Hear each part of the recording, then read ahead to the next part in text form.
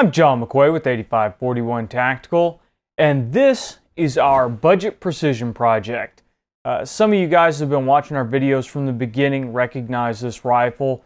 We initially started out on the budget precision project as a way for us to demonstrate to you that you don't have to dump thousands and thousands of dollars into a rifle in order to just go out to the range and have fun shooting precision rifle type competition. What the rifle started out as was a Remington 700 AAC-SD. It comes with the 1 in 10 twist barrel threaded for a muzzle device, and it comes in a Hogue plastic overmolded stock. Now what we found out as we went through is that the Hogue overmolded stock did not exactly produce the best accuracy with this rifle. We demonstrated to you how to bed a 20mm angle scope base onto the rifle to account for any variances between the top of the receiver and the precision machine scope base. We showed you how to install the TPS rings and how to mount up and zero the rifle scope. That was about where we left off last time with the project. Now we're going to pick it up again and move forward just a little bit on it and talk to you about what the next upgrade should be on the rifle. One thing that you'll notice shooting any kind of precision rifle competition is that an internal box magazine will limit you greatly. The internal box magazine, as it comes from Remington, will hold 4 rounds. That means you can start a stage with 5 rounds in the rifle, single feed 1, and then have 4 in the rifle. If you modify the follower that's in the rifle by cutting those 2 little tabs off the bottom, you can actually put 5 in the magazine. So it means the maximum you can start a stage off with is 6 rounds, 1 in the pipe and 5 in the magazine. A lot of the precision rifle competition stages require 10 rounds at a minimum on a stage, and some in the larger competitions will actually have you changing magazines during the course on competition.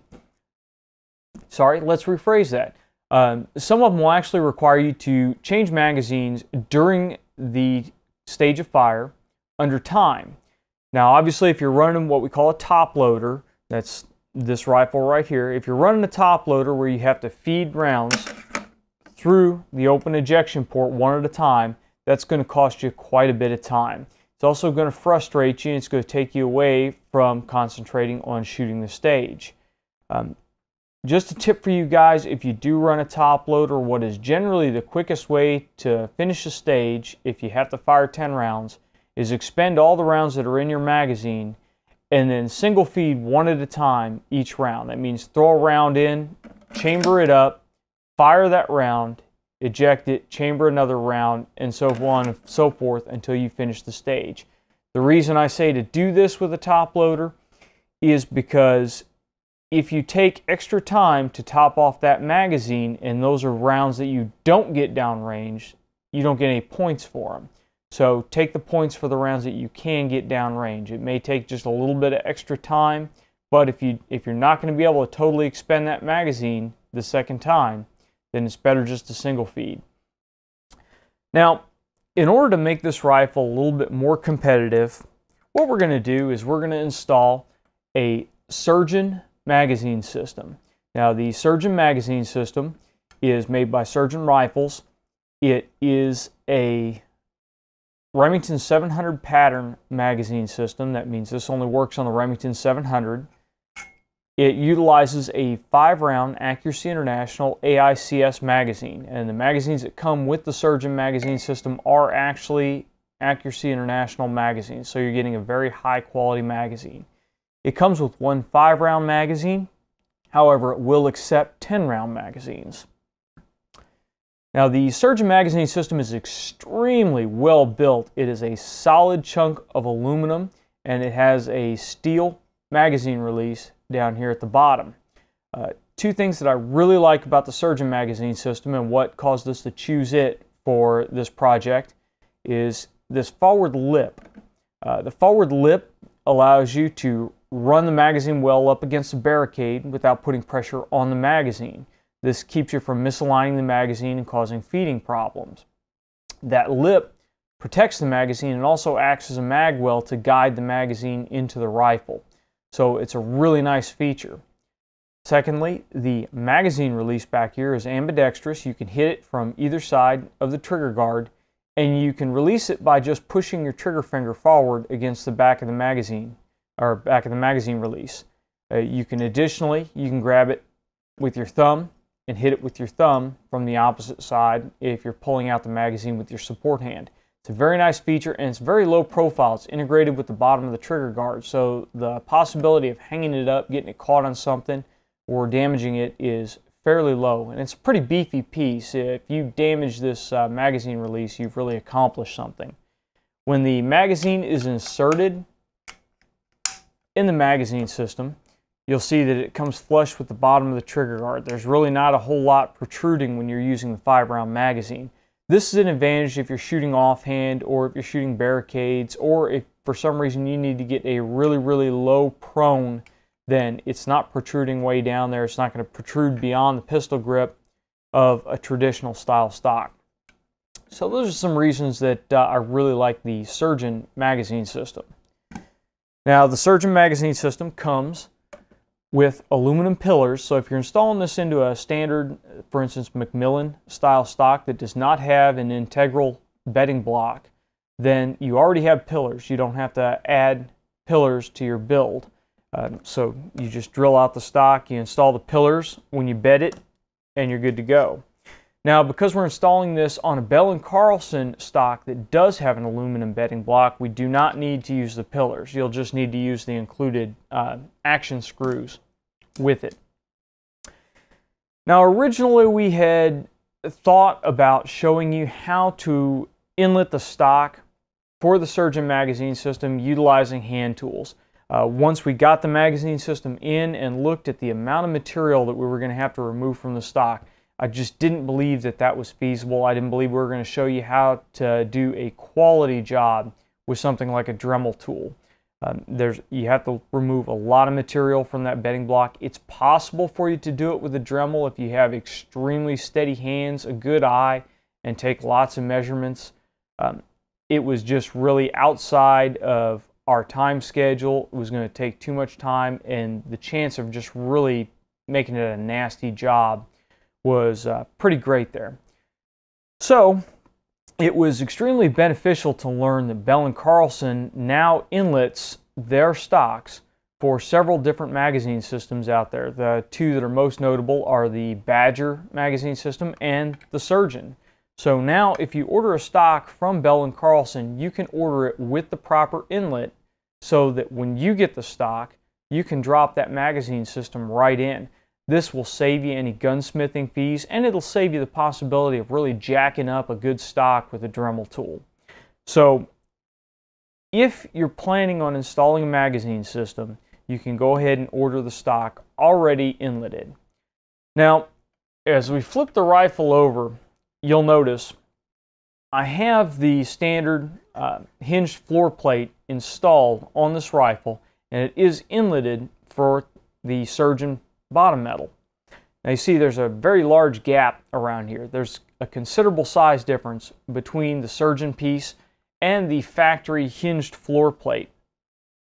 Now, if you don't have the money for the Surgeon piece when you're starting out, you can go ahead and order the stock inletted for the Surgeon bottom metal and reinstall your factory hinged floor plate. Now there is a catch.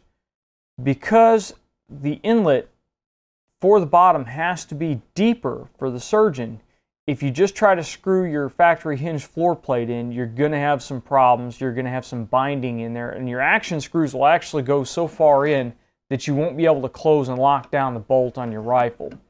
So if you decide to go this route, you're going to need to do some shimming.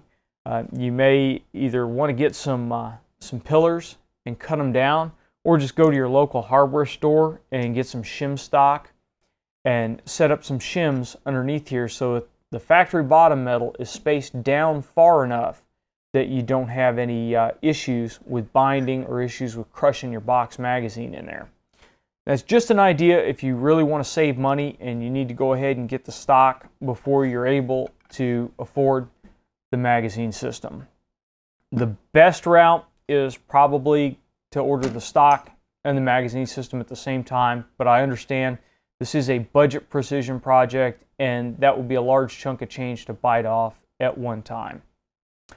So now I'm going to show you very simply how quick and easy it is to install the Surgeon magazine system once you already have the stock inletted for the bottom metal.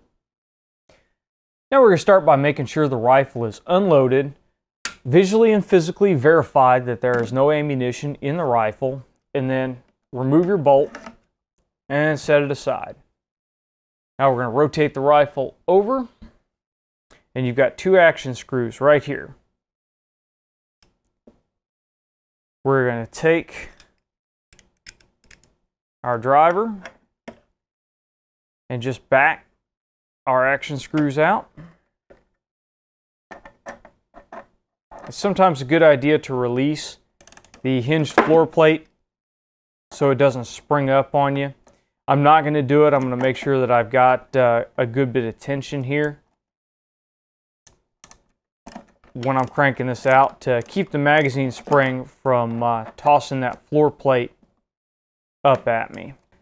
And then we're just going to lift the whole assembly with the action screws in place, off, and set it aside. You won't need that again. Now, support the action. Lift the stock off. And we're going to set the stock aside for a second. Remove your internal box magazine. You will not need that again. Now I'm going to demonstrate something here real quick and show you how this lines up. Now I'm not going to really tighten this down. I'm just mocking this up here so that I can explain to you about the pillars. Now, one of the reasons that Surgeon includes these pillars is that the system is designed with a specific distance between the bottom metal and the action. This distance has to be maintained so that your rounds feed from the magazine into the action correctly. If the pillars are too short, you may have problems with the bolt hitting the magazine. If the pillars are too long, then you may have problems with the bolt riding over the cartridges and not catching the head to feed them. So if you're running a system without an aluminum bedding block, you need to make sure that you use the Surgeon pillars. This is another reason why we decided not to go with the Dremel method, because it takes a lot of trial and error to make sure that you get this system at the correct depth. If you're going to try to Dremel out an aluminum bedding block system like an H&S Precision Stock or Bell & Carlson, what I would suggest you do is get your calipers and measure the length of these pillars. And as you're hogging out the bottom of that stock, keep stopping and measuring the action screw hole length in the stock, and make sure that you don't go too deep, that you get it the same as what the length is on these pillars. And that should get you set up just right. If you're using something like a Macmillan stock, then you can go ahead and tell Macmillan to inlet it for Surgeon bottom metal and drill it for pillars, and you can go ahead and use the Surgeon pillars when you bed the bottom metal and the receiver into that stock.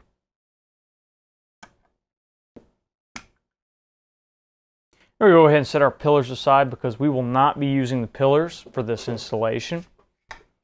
We're going to go ahead and take our stock, gently set it down over the action, push it forward, and then take our Surgeon bottom metal, remove the magazine because we don't really want any extra interference right now. And with the action screws in place, just go ahead and set it down in there. Now, one thing we noticed when we got this stock back from Bell & Carlson is that the fit is extremely, extremely tight. They did a stellar job of inletting this stock for the Surgeon magazine system. It really is a press fit. You really snug it down in there with your fingers, but it doesn't bind anything. You're able to get it in there with just pressure from your fingers. So they did a great job. There are no gaps really visible anywhere. Now we're just going to go ahead and start our action screws down in there and just get them snug. Now you do need to use the action screws that were supplied by Surgeon. Don't try to reuse your factory action screws, because first of all, they won't fit correctly down in the magazine system itself in the screw recesses, and secondly, they may not be the correct length. I haven't measured them comparatively, but I would almost bet that they're not the correct length for this system. Now we've got the screws in there, we've got it snugged down. We're going to turn the rifle up on end and we're going to smack the butt against the table a couple of times. Now what that does is that shifts the action back and makes sure that the recoil lug is seated tightly against the aluminum bedding block. It basically simulates very light recoil, and it should have that seated back in there so that those surfaces are contacting when we torque these screws down. Now we're going to take our Borka Tools torque driver and we're going to set it up for 65 inch-pounds. That's very important, inch-pounds. Do not confuse it with foot-pounds. If you confuse it with foot-pounds, you're going to do some damage to your rifle. So we've got 65 inch-pounds. We're just simply going to tighten the front action screw down first.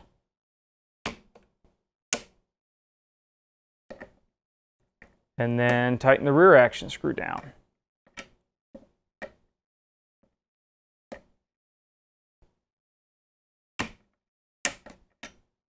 There we go.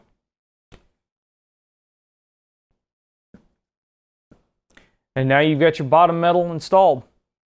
It really is that simple if you have Bell & Carlson inlet the stock for you. There are also several other gunsmiths out there that can inlet stocks for you, but they're going to charge you a fee. It's much better just to have it done by the factory when you order the stock and when they inlet it for your current action.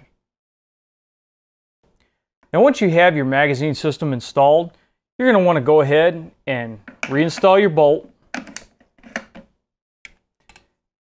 Grab your magazine, load it with some dummy rounds. Insert the magazine, make sure it locks in tightly, and then go ahead and cycle the action a couple of times with dummy rounds to make sure that it's feeding and it's extracting. I prefer to do any weapon checks with dummy rounds versus live rounds. If you want to go to the range and do it with live rounds, since this is just a magazine system that we're checking, you can do so. However, as always, make sure the rifle's pointed in a safe direction. Never point at anything you don't intend to shoot, so that if there's any problems, the worst that happens is you end up with damage to a rifle. If you've used the Surgeon pillars or if you've used the factory inlet, then you shouldn't have any problems. The rifle should feed just fine. And the advantage is now you have a rifle that is not going to hang you up on those stages that you have to shoot more than 5 rounds. You'll be able to very quickly drop the magazine, get a new magazine into the system, and be up and running. Additionally, you can run 10-round magazines in the system now and not have any problems at all.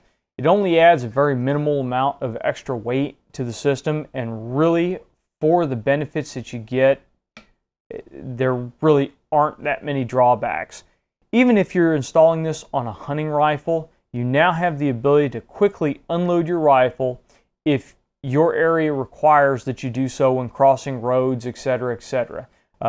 Anytime you get back in the vehicle, it's very easy just to drop that magazine, kick the round out of the chamber, and you're good to go. You don't have to fumble with dropping the floor plate, ejecting your rounds, and then punching those rounds through the top feeder when you get ready to go again. I've used top feeding internal magazine rifles for a very long time, and really as soon as I started using the magazine systems, the reliable magazine systems, because there are a lot out there that are not, once I started using reliable magazines, I really don't see any benefit to the top loading system. When you get something like the Surgeon bottom metal where it's nice and clean and almost flush with the bottom of the trigger guard, it doesn't add any extra to the outline of the system. so you're really not taking up a whole lot of extra space. You're not really giving a whole lot of extra to get hung up on. The only place that I ever found the magazine systems to be a little bit obtrusive is if you like to take a really close grip when you're slung up shooting offhand. Then the magazine systems can force you to push that hand out just a little bit further. But that's going to be personal preference, and it's going to be something that you can adapt to relatively quickly shooting with a sling. Once I started shooting the Accuracy International, which of course has a magazine slung up, it really wasn't that big of a deal. So that's how to install the Surgeon magazine system on your Remington rifle, and it's going to be an excellent addition to the Budget Precision project. Now, one last addition that we have for the Budget Precision project for this segment is a Triad stock pack. Now, one of the problems that we run into with the hunter style stocks like this is the comb tends to be a little bit too low for us to get a proper cheek weld and proper eye position for a lot of the tactical scopes that are out there. It's not as big of a problem with a 40mm 10 power scope like the Bushnell 3200 that we have mounted here, but when you get into the larger 44, 50mm, and even 56mm diameter objectives, it pushes that scope quite a bit higher, and you end up having to make more and more compromises in order to get the proper eye position. Now, in times past, what we used to do is we go down to our local supply and pick up a GI shooting mat or sleeping mat, and we cut it up into strips and we tape those onto the stock. That was the old Marine Corps way to do things. You then cover the rigger's tape with some moleskin to make it a little less slippery, and you'd be good to go. Well, the problem with that is you had to make cutouts to be able to actually get your bolt out, because if you notice on the M40 style stock that we have here, there's already a cutout in the front of the comb to be able to remove the bolt, but it's still not quite high enough. You'd never be able to get a cleaning rod back down through it from the breech end, because that cheek piece, in order to be high enough to do you any good, is high enough that it obstructs the bore. So you end up convoluting and bending your cleaning rod trying to get in there, which would cause problems all down the way. So the whole thing was a compromise. Adjustable cheek pieces are available now on quite a few different rifle stocks, but they come at a considerable cost. Well, for about 44 bucks, if you like the multicam version, you can pick up one of these stock packs from Triad Tactical. It is, those of you that are familiar with the Eagle stock pack, you'll take a look at this and notice that the design looks a whole lot alike. Well, Triad added some extra features to it. I've also been advised, for those of you that are worried about the whole copyright thing, that Eagle's patent has expired on the stock pack. Triad was in discussions with Eagle about this, so they're not doing anything under the table. That's been a concern before. Triad designed their own stock pack that still utilizes the pouch on the side. Now, you can order these with either external cartridge loops or internal cartridge loops. This one has the internal loops, so if you're running a top loader still, you can have a place for extra ammunition where it's readily accessible. When I have run a top loader in competition, I like to have the loops on the outside so that I can grab them and throw them into the rifle real quick. If you're a law enforcement shooter, having these on the inside is very nice, because that means your ammo is protected. Say, for instance, you need to switch from your standard match load to a barrier load. You can have your barrier loads inside a pouch here and have them protected from the elements or from the dust or dirt bouncing around in the trunk. So it's really nice. But the pouch to stick all your extra gear in is not the key feature to this. The key feature to it is the fact that the Triad stock pack, unlike the Eagle, actually includes some Velcro spacers that you can put down the spine of the stock pack to raise your cheek weld. Now, on one of my other rifles that I have an Eagle stock pack on, I had to resort to affixing some foam inside the cheek piece to actually be able to raise it up to do the job. Otherwise, it's just a nifty way to stick an extra pouch on the outside of the rifle, which I don't really need. So with the Triad stock pack, you're gaining some comb height. Additionally, all the straps here are adjustable, because the entire underside of this pack is covered by Velcro. So instead of the Eagle where you just have strips here and there, the whole underside is covered by loop Velcro, so you can stick the straps wherever they need to go. Now if we turn it over and show you the flip side of the stock pack, it has this nice velour material that really absorbs sweat well and keeps your face from sliding around. It works pretty well even when it's wet. So it's a very comfortable, very nice, easy way to get a good cheek weld. We'll see if the Triad stock pack has the same issue that the Eagle did after using it for about 5 or 6 years. The velour material here will start to come apart a bit and leave a little bit of fuzz on your face. So we'll see if that's an issue going forward, but it takes a considerable amount of time and a lot of use for it to get to that part where that material starts to come apart. It is very well constructed, it's very sturdy, and made in the USA. So it's a good to go piece, and it gives you the adjustability that you need to get it dialed in to where you want it. And then when you need to clean the rifle, you just pop the Velcro straps, off it comes, and you can get your bore guide and your rod through the rifle unobstructed. So it's an extremely good value for $44 for the multicam version. A little bit cheaper if you want to go with some of the solid colors. It's a great option. If you've got any questions about the Triad stock pack, leave them in the comment section below. I will try to answer them. If you decide to purchase one of the Triad stock packs, the link will be in the comment section. Skip on over to Triad Tactical and make sure you let Steve know that you heard about it here on the show. He was kind enough to donate the stock pack that you see here so that we can show it to you guys. So do us a favor and thank him for his kindness. As always, if you like this episode, please click that thumbs up button. If you've got comments or questions, you can either leave them in the comment section below or send them to us on Facebook or Twitter. If you're a subscriber, thank you for subscribing. If you're not a subscriber, please click that subscription button. It doesn't cost you anything. We won't send you any junk mail, and YouTube will notify you when we release new episodes. Thank you for watching, and until next time, get out and shoot!